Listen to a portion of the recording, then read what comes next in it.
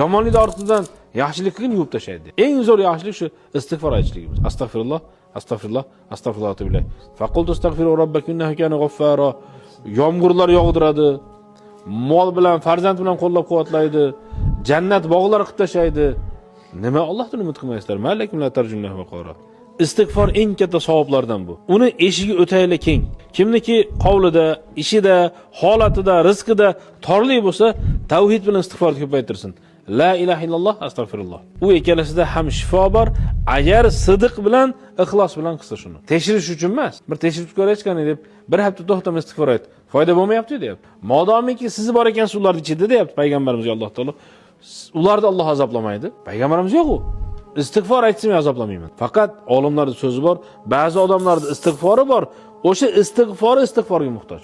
U nima degani? Haqiqiy istig'for aytmayapti, riyo bilan aytayapti. Astagfirullah deb haromga qarab o'tiribdi. Payg'ambarimiz sollallohu alayhi vasallam gunoh bormidi? Va wada'nanki wizrak dedi. Nima degan? Gunoh topib tashladik dedi. Endi gunohi yo'q kishi nimaga kuniga men 70 marta, 100 marta istig'for aytaman deyapsiz? Nima deb o'ylaysizlar? Gunoh yo'q payg'ambarimiz biz uchun, ta'lim uchun. Endi biz amal qilmasak ta'sir qilmaydigan demak. Payg'ambarimiz sollallohu alayhi vasallam o'zi amal qilib ko'rsatib berdi.